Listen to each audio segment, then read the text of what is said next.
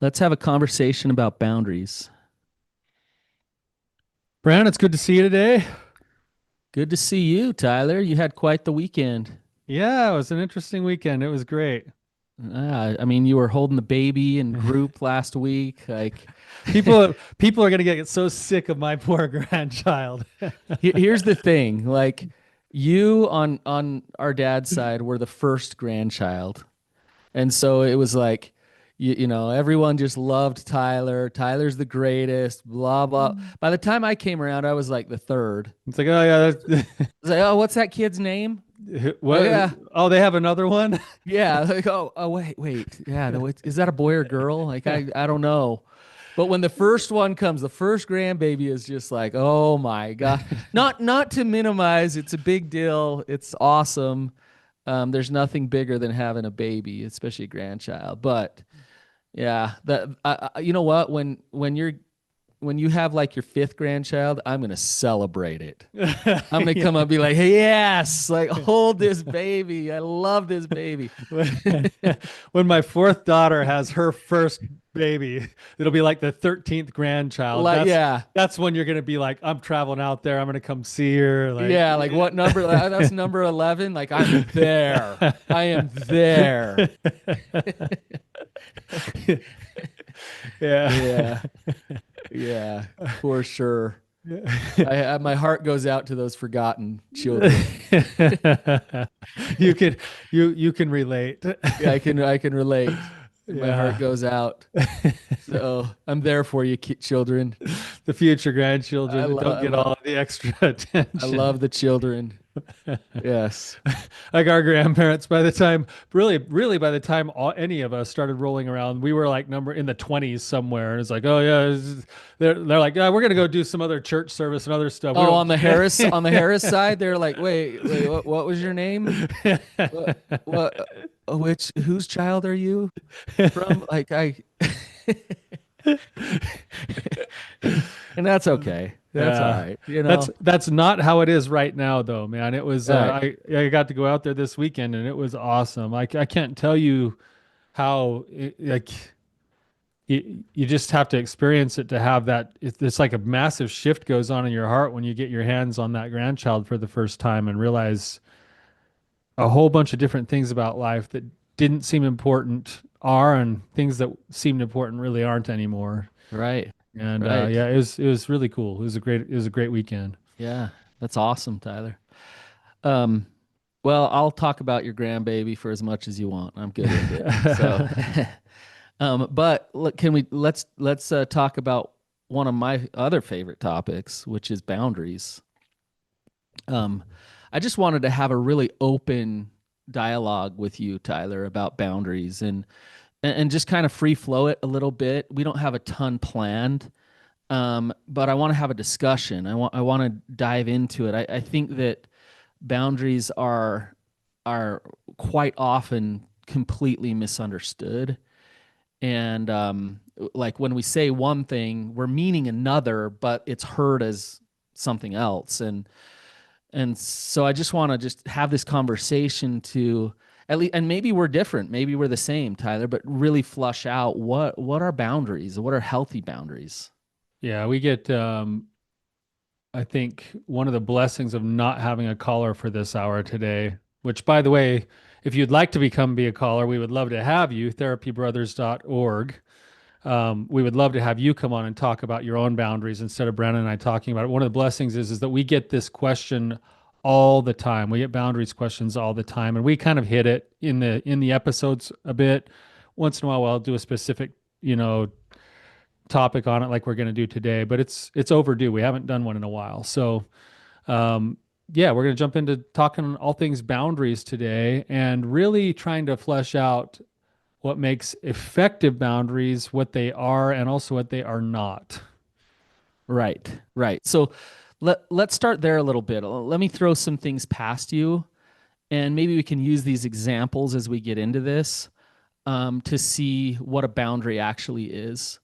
And some of the we see some really common ones, um, like for example, my boundary is that my boundary is that you go to therapy.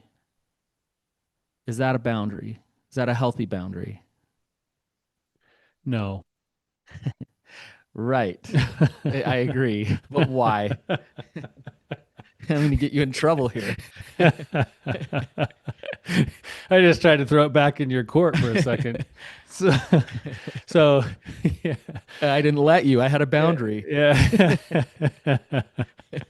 yeah, yeah. So your example is lacking in a few things that make a good boundary a good boundary. So, um, boundaries boundaries work from the inside out. Now, I say that, and then I'm going to go and actually kind of almost sound like I'm, being a paradox on this. But It is a when you paradox. when you look at boundaries, you look at both things. You look at internal boundaries and external boundaries.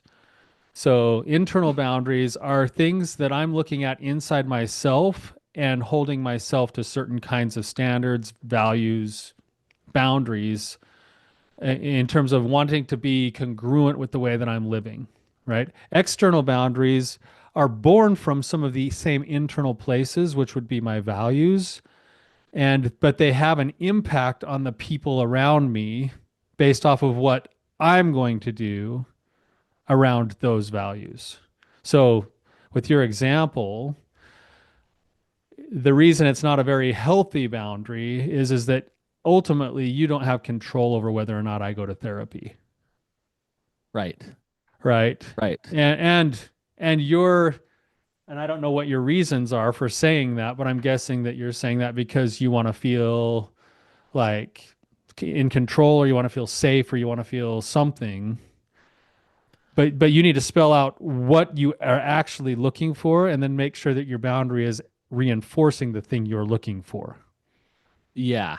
Yeah. I like the way you kind of said that and outlined that is and you can hear it in what you were saying is if my boundary is I need you to go to therapy, then I'm over attached to you to live in my congruency. So I'm basically at your mercy for yeah, my life and for my happiness. right. So here I am handing this to you to say this needs to happen in order for me to be okay. And Tyler, one thing that I don't think a lot of people understand is that boundaries are so much more, like so much bigger than just like this is what works for me and this is what doesn't.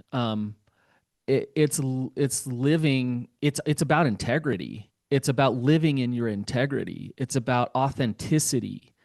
And when relationships come along and they ask you to let go of that, to sell out with your truths, that's when you're not living in your boundaries. That's when you start to have torment in your soul because you're sacrificing yourself and your truths and your integrity for the relationship. And but this is really it gets really complex and really difficult because what do you know? We talk about this all the time, Tyler.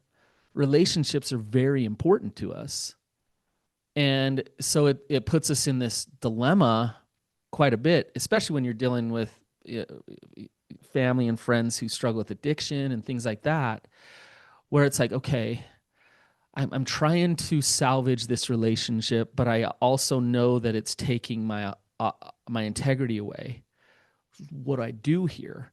And so what I want to do is go over to them and say, let me change you so that I can control you so that I can stay in my integrity and you cannot break my boundaries anymore. But Yeah. what you said is so important, Tyler. I don't have control over them. I It's don't actually have, right? Yeah, it's actually what you just outlined is actually something that I think we see a lot, and there's a lot of like empathy and understanding here. We find ourselves often in a catch-22 based off of what you just said, where I want to be able to live according to my values, and I want to live in a relationship where I'm accepted and loved exactly as I am in those values. And I'm also wired for connection and attachment. And now, when I'm in a relationship, especially when there's been some kind of a breach in the relationship where, let's say, there has been some betrayal or some lack of trust, that shakes the foundation of the need to be connected.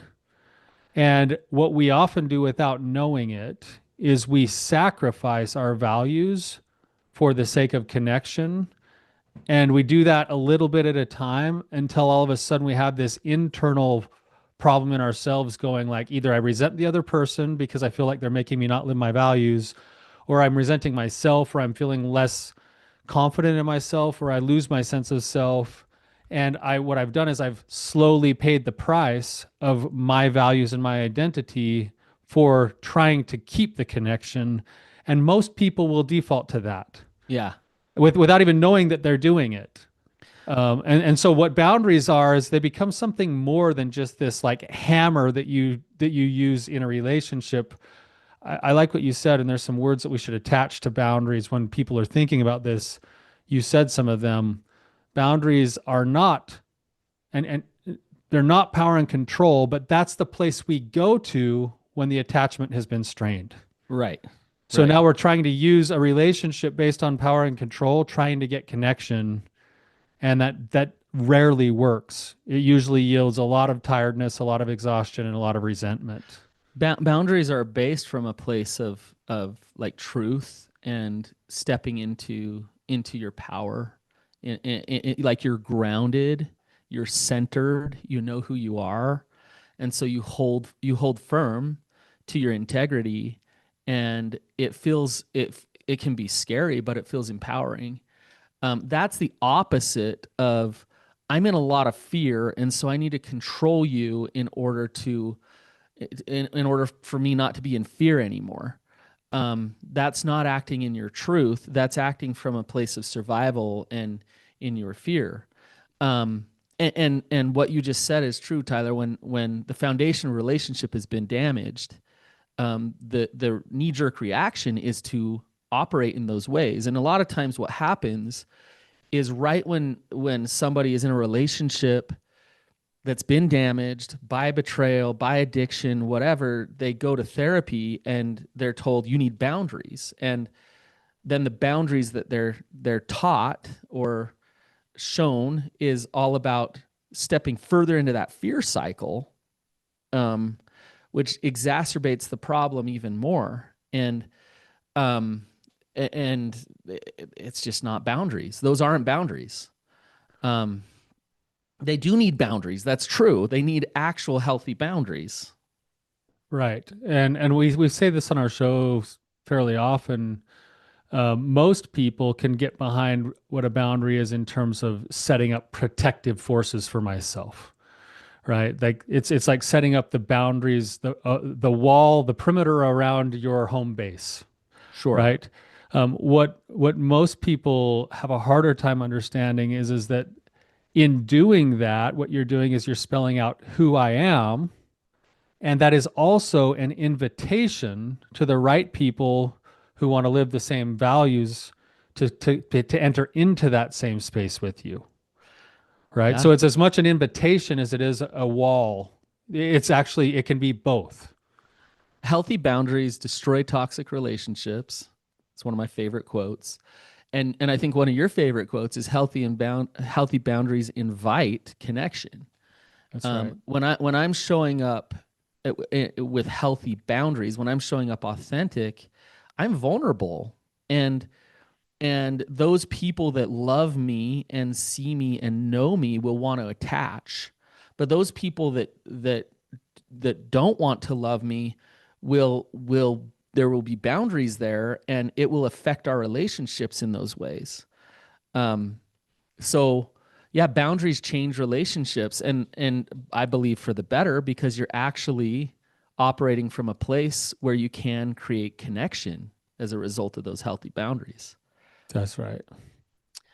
Tyler, I want to back up a little bit, something you were talking about earlier. Um, there's a type of boundary that I think people don't see or they misunderstand. Um, Let me give you some examples here. Um, if if I here's one for you. I go home and my son's mad at me, and he's just had a hard day and he's taking it out on me. And so I crumble and I think I'm the world's worst dad and I wallow in my shame all night long. Um the what's the broken boundary there? Or what's the problem with boundaries there? Well, I think you're already, again, with what I was saying earlier, you're already losing your shape in terms of knowing who you are.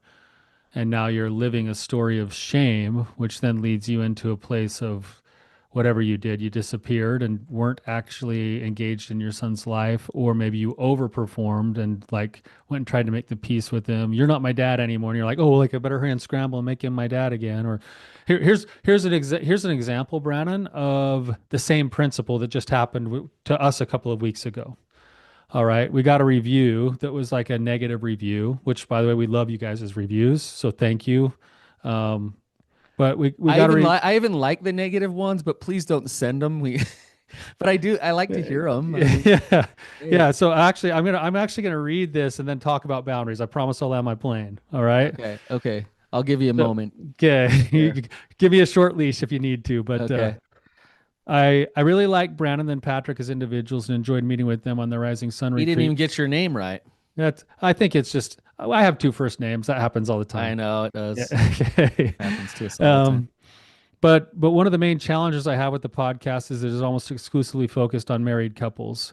If you are single and struggling with addiction, they don't really have much to say for you. How do you approach dating if you're in recovery? How do you see value in yourself if you struggle with addiction? When do you come clean about your addictive struggles as you begin dating someone? These are all great questions. As a single person, this feels more like a scared straight program for marriage. So many stories of marriages breaking up, so many stories struggling to get forgiveness, etc. Listening to this podcast makes me question whether a relationship or marriage is even worth it and why I'm struggling, why I'm trying hard to make it happen in my life. I walk away far more discouraged about the prospect of marriage than encouraged. Fair. Yeah. That's a great thought. Number one, I'm sad that you're feeling so overwhelmed and discouraged by that. I get that. I understand that. Now here's where the boundaries work comes in. When I read that review, what went through me instantly? Defensiveness? I don't know. What It was actually the same thing that you just described about your son thinking you're a bad dad. Oh, okay. I was like, oh, Yeah. okay, I'm going to get on and do a whole episode and I'm going to answer all of his questions. Is this your way of doing it? Like, yeah, yeah, here we go. So here we go. I'm gonna tell you the answer to all your questions. No, like so, but that was the response. Like, oh, I hate that this person's hurting. Like they asked some good questions. Every one of those questions would be a great topic for a podcast, right? And I got on and I was by myself that week, and I was actually going to answer all the questions, and then I caught myself when I thought, I'm doing this from the wrong energy in the wrong place, right? And what the healthy boundary, I think, is for me, in order for me to keep my form, is to say, hey, thank you for the review, number one. Number two, I'm really sad that you're hurting and that that's been your experience with us. It's true. We do a lot of couple stuff, and some of it's not very fun or pretty sometimes. And number three, I would love to have a discussion on any one of those topics, but I'm not going to answer them when they're delivered in this format. So come on the show and we'd love to have a conversation with you. All right. Okay. And why? So what's underneath that boundary? So I just heard you just kind of laid the line in the sand there.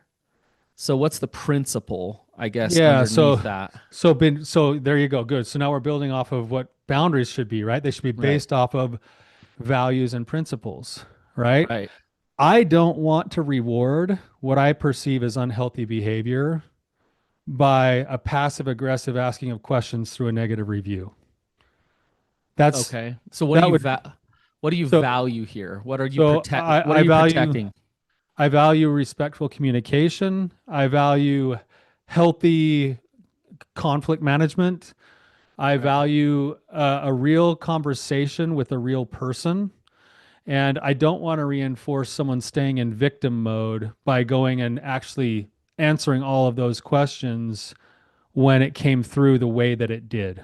Which you would do if you took your frustration Well, and and just turned around and did an episode. I also value acting in my own strength and in my own authenticity rather than from my own fear. And I know that my knee-jerk reaction was to answer from my own fear and my own like insecurities. Right. So Right. I don't want to do that. It doesn't mean that I couldn't answer those questions. Maybe we will on a different episode someday. But I want to Hopefully, make hopefully when this person comes on, yeah, yeah. that'd be But awesome. I want to make sure that I'm also in the right energy to do that. That is, I have a heart to answer this question rather than, oh, I better hurry and scramble because somebody was mad at me. Yeah. Right. Yeah. So all of a sudden you're acting from this place of shame ultimately, right? Like I got to fix this. I don't know. Versus like stopping, not over attaching. This person might have just had a bad day. Like Yeah. who I'm sure knows that's what what it happened, was. or we talked about something that really triggered something. I don't know. That happens a lot. Right. Like Yeah. why do we need to take that personally? We And don't. and and and that right there, what I just said, that is the boundary, is knowing where that person stops and I begin. And once and you can see the boundary there. They are an entity unto themselves. And it's And okay for them to think and feel exactly how they're thinking and everything feeling. that they think and everything that they feel is okay. And it's not an indictment on me or on you. And when we know that, we can still hear feedback. We can still listen, but it doesn't define us. So when it doesn't define us, then we get to say, okay, what does define us? Who am I? What are my truths here? And how do I show up as, and when I say powerful, I mean powerful in a good way, like God's power inside of you, the truth. How do I show up in the most powerful, productive way that helps, and for me, that helps spread peace and love here, right? That's the goal, right? Yeah, and so like That's great, your values. What you're speaking are your values. right? And I make this sound so easy and altruistic, but the fact of the matter is like when you have, let me give you an example. Let's say you worked a long hard day, like difficult, and you get home and none of the kids have like cleaned up anything. It's a mess.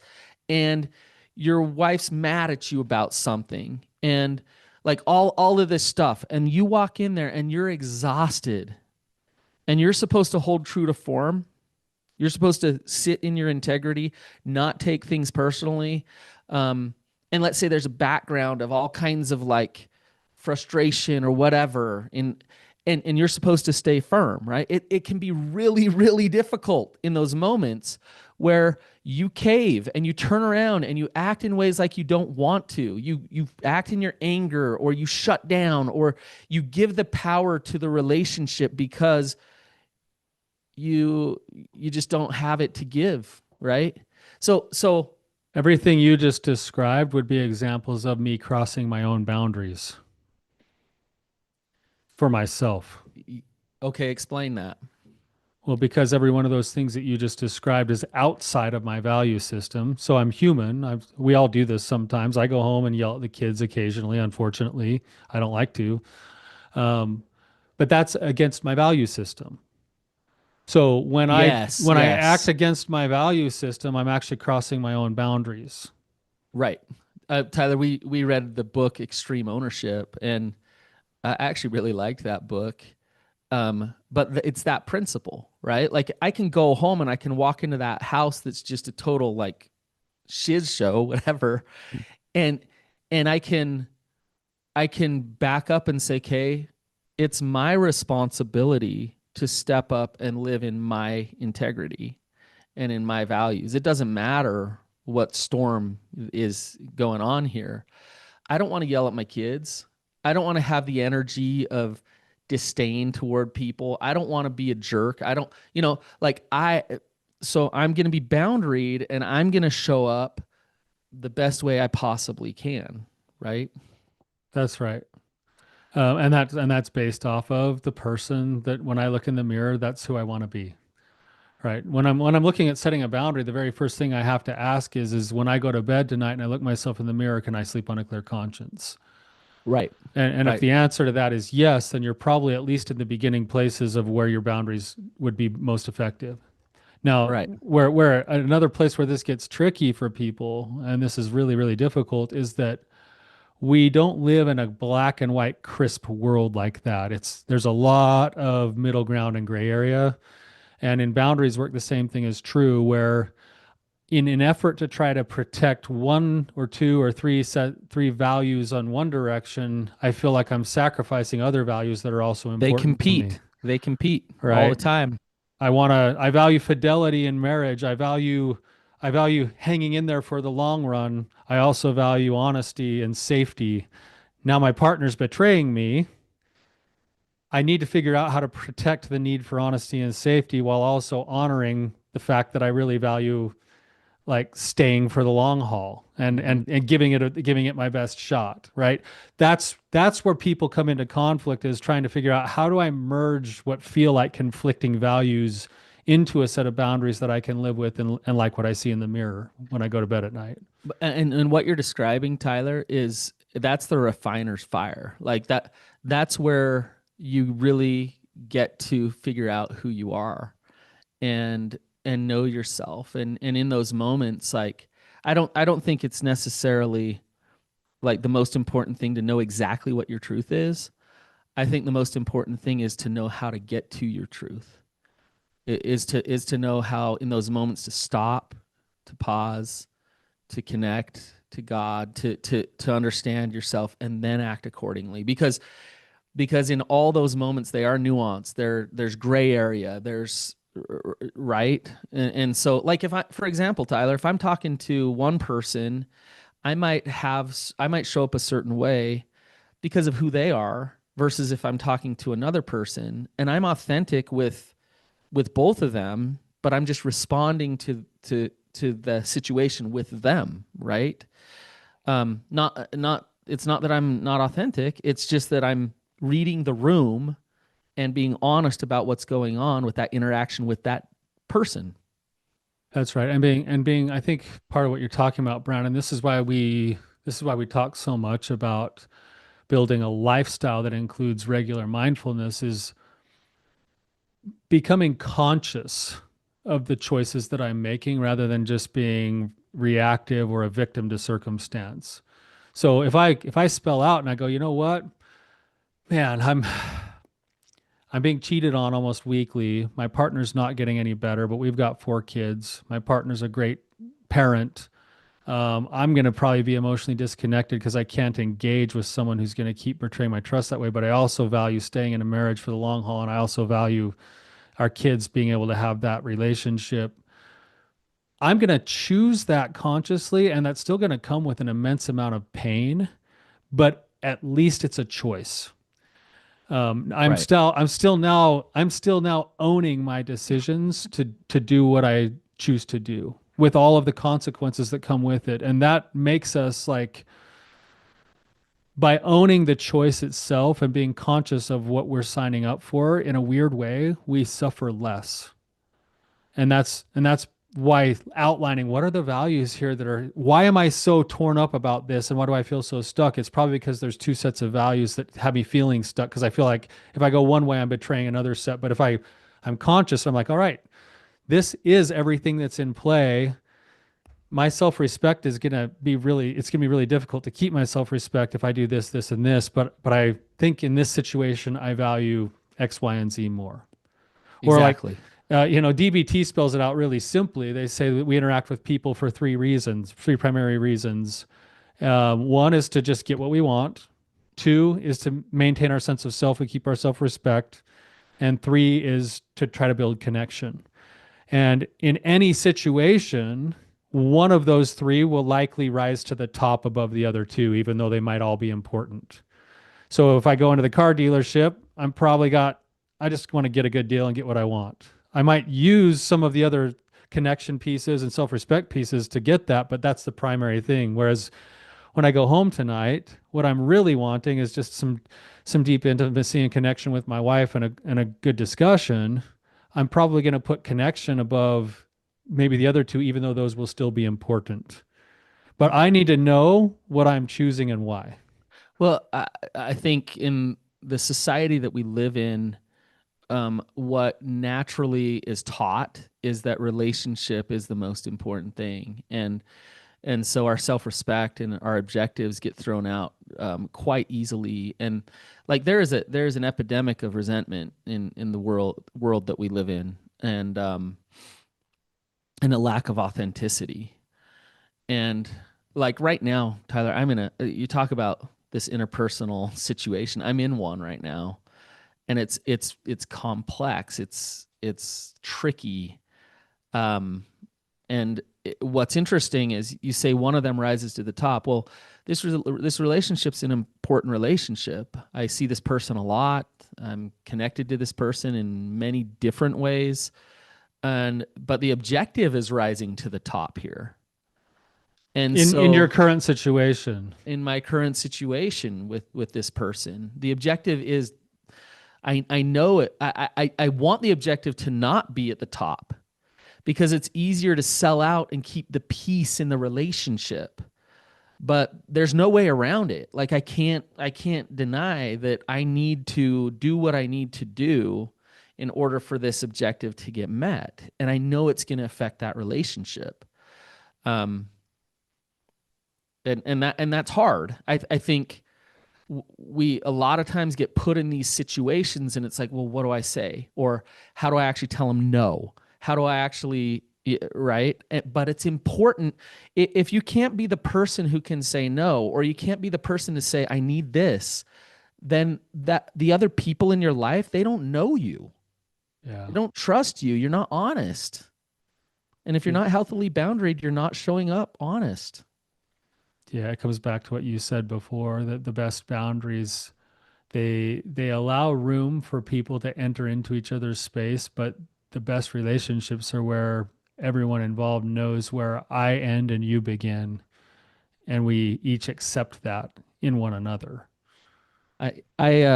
Tyler, I might be driving this home a little hard here, but I just think it needs to be understood. Um, I can tell you several different sessions that I've done where, um, like, let's say a woman is sitting on my therapy couch, and then her husband walks in, sees her sitting there, and he looks down to the floor.